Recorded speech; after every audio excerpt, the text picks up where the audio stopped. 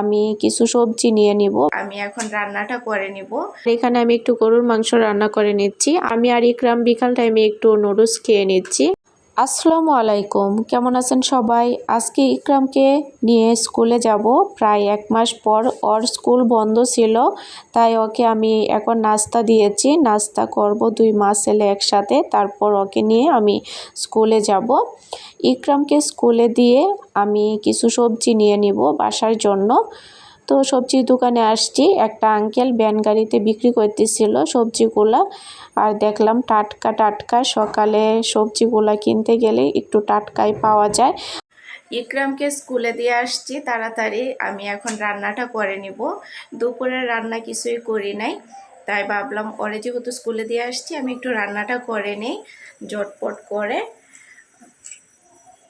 সকালে কাজ করতে ভালো লাগে না, কি আর করার, বাচ্চা স্কুলে দিয়ে আসলে তারপর চটপট করে কাজগুলো আমার কমপ্লিট করতে হয়। আর ওরে স্কুলে দিয়ে আসার পরে মন একটু বাসায় বসে না, কখন যাব ওর কাছে, ওরে নিয়ে আসবো কখন, এরকম। তো চলুন আমি রান্নাটা করে নিই। আমি সবজিগুলো নিয়ে আসার পরে আমি করলা আর আলু কেটে নিয়েছি। আমি চিংড়ি দিয়ে ভাজি করব, করলা ভাজি। আর এখানে আমি একটু গরুর মাংস রান্না করে নিচ্ছি আলু দিয়ে। আপনাদের ভাইয়া পছন্দ করে গরুর মাংসটা। আর ইকরামের জন্য একটু ফালুদা তৈরি করে নিয়েছি। ইকরাম ফালুদাটা পছন্দ করে, ও যেহেতু আজকে স্কুলে গিয়েছে তাই ওর জন্য একটু স্পেশালভাবে ফালুদা তৈরি করে নিয়েছিলাম। আর আমি আর ইকরাম বিকাল টাইমে একটু নুডলস খেয়ে নিচ্ছি। ওর স্কুল শেষ করে বাসায় আসছে, আসার পরে ও ঘুমিয়েছিল। খাবার খাওয়ার পরে আমরা দুইজনেই ঘুমিয়েছিলাম। আমি না এত সুন্দর করে গুছিয়ে কথা বলতে পারি না। ভিডিওতে যদি কোনো রকম কথার ভুল ত্রুটি হয়ে থাকে অবশ্যই ক্ষমা দৃষ্টিতে দেখবেন। ইকরামের জন্য নুডলসে আমি কাঁচামরিচ দেই নাই, সাদা করে রান্না করেছি শুধু পেঁয়াজ আর ডিম দিয়ে। ও চাল খাইতে পারে না, ওর জন্য আমিও এখন চাল খাওয়া বাদ দিয়ে দিয়েছি। যদিও অল্প স্বল্প চাল খায় না যে এরকম না। তো এখন যেহেতু ও চাল খাবে না তাই আর নুডলসে আমি চাল দেই নাই।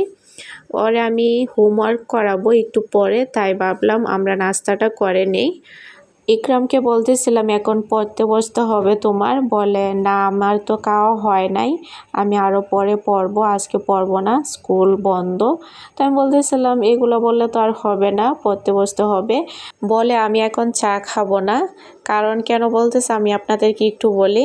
ও তো এখন পড়তে বসতে হবে, তাই বলে আমি এখন চা খাবো না। আমরা এখন লাল চা নিয়েছি খাওয়ার জন্য, কারণ দুধ বাসায় ছিল না যেহেতু, আর আপনাদের ভাইয়াও আসে নাই, তো ভাবলাম একটু লাল চা আমি খাবো। আর ইকরামও বলতেছিল আমিও খাবো, তো ভাবলাম মা ছেলে 2 কাপ লাল চা খেয়ে নেই। সবাই ভালো থাকবেন, আজকের মতো বিদায় নিচ্ছি, আল্লাহ হাফেজ।